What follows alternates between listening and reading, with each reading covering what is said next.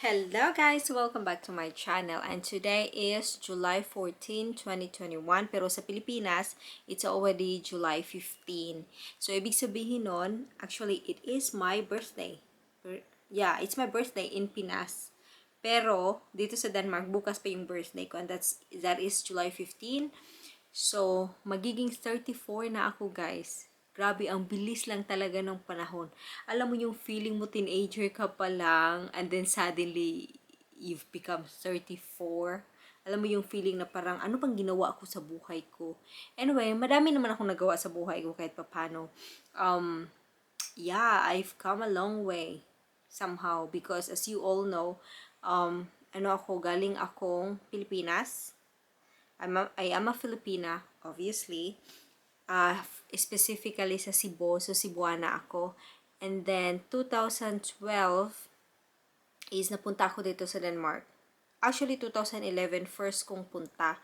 Pero tourist lang ako noon, so pabalik-balik, Denmark, Philippines, and then 2012, that's the time we got married, and then now it's 2021, like ang bilis lang ng panahon, parang kailan lang talaga. So anyway, yun. At kagagaling ko lang from work guys, and I've been working really hard for the past 2 weeks now because it is summer and it's summer sale dito sa Denmark. And almost everyone are having their summer holiday. And naisip ko naman kasi may mga available shift na parang extra shift na pwede mong kunin kasi nga ang daming nag-holiday. So, parang, lacking kami ng workers, tapos yung iba din nagkakasakit, kanyan. So, yun. So, I'm taking extra shift para extra money din kahit papano. So, yun. And that's gonna be the whole month of July kasi yun yung parang super busy na month. Tapos, August medyo, na yan, dahan-dahan ng magiging hindi na ganun ka-busy. So, yun. And by the way, July 11, di ba nagpa-vaccine ako? And yung vaccine ko is yung Moderna. And actually, when they did it to me and I had to stay there 15 minutes, like sitting down and observing myself, I didn't feel anything at all. I was just, like, okay, this is how it feels. Of course, takot ako sa karayom, guys. So, I had like, my God. But then the 15 minutes waiting there was nothing. Like, I felt normal. And then after that, we went to a like parang new open na food market dito. So kumain kami doon. And then when we got home, the moment we got home, like I was just sitting 30 minutes and suddenly, you know that feeling like you became so tired and then your arms hurt. Like you cannot really do the up here because it hurt. And then in the evening, parang I feel like I have fever, tapos nag-chill ako, ganyan. So, tingin ko, oh my God, ano na to? Parang, ano ba? Kasi feeling ko din naman, nagkaganon kasi nga, I've been working so much. So, parang yung body ko is not that strong somehow kasi nga, I'm overworked. So, the next day, nag-absent ako ng work, guys. I had to contact my workplace and say, I cannot go to work today because really, I was feeling so sick. Like in super tired, like in the whole day, ang ginawa ko lang talaga, gising, kain, tapos tulog na naman, and feeling may fever ka, and then at the same time, giniginaw ka.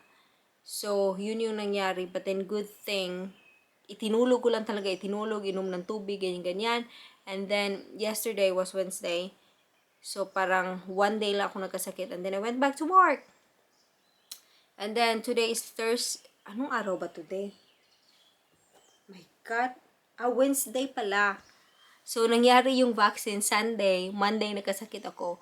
Tuesday, nag-work na ako. It was actually a long shift because may nag-absent. So, my supposed work was 8 to 4. And then, yung 4 to 4 ng hapon until 7 ng evening is may nag-absent. So, they asked me if I could work extra. And of course, I want to do that.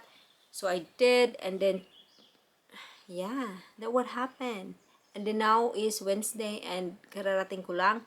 Pero I change into like more comfortable clothes kasi parang sobrang nakakapagod talaga. So yun guys, yung buhay-buhay. Sobrang busy. And yan, I'm so happy guys kasi yung channel natin is somehow tumataas kasi naano talaga ako, na-stuck ako sa 9,400 subscribers. Na-stuck talaga ako doon since last year. And then now, when I look at it, it became like 9,000, ano na ba? 400. Wait lang, check ko ha. Check natin.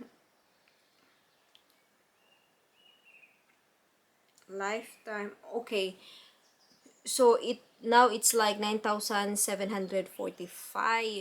Look, if you can see there. At least nagmo-move na siya ng konti. So I'm so happy. So yun. So yun lang yung experience ko ng vaccine guys. And I think it's safe naman. And I got a bit worried because nga most of the people I know, their vaccine was Pfizer. Also Martin, his vaccine was Pfizer. And I think it's just me and one of Martin's friend who's living 6 hours from here also got Moderna. That's it. Pero so far naman okay. And yeah, I just had a little fever, ganyan. Pero okay naman. Pagod ako guys. My God, kahit ano na bang mga pinagsasabi-sabi ko. So, yun. And yeah, birthday ko na bukas.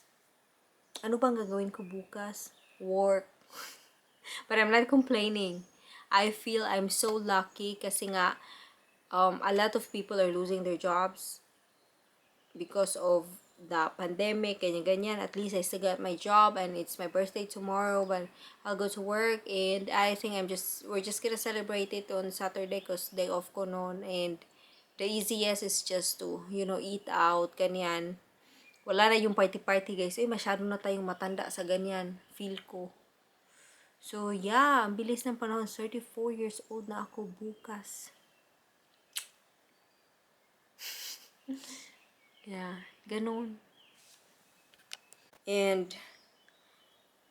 alam nyo to. Ano to? Ano to? Naglinis ako kanina. And nakita ko siya. And, ako lang ba nang gumagawa nito? Kahit di ba sa Pinas, may mga ganito tayo and we're having this when we're having headache, ganyan. Ako kahit walang headache, guys. Iwan ko, addicted ako sa ganito. And I don't put it here, I put it at the back of my neck. Anong tawag sa back of neck? Nape? Nape ba?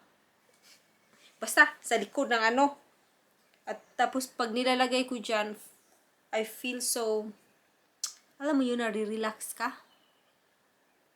So yun, tip, ganyan. Nag-iisa na lang to sa Pilipinas ko pa to binili last year. Last year ba? Last year ako pumunta Pinas. And I have this. This is the only one I got. It's so precious for me. I love this. I love white flower. Ganun naman siguro pag tumatanda na guys. So yung perfume mo nagiging white flower na. Ganun. It's fine. It's okay. So yun guys. Yun lang. Konting kwentuhan lang. So, thank you so much for watching and enjoy the rest of your day.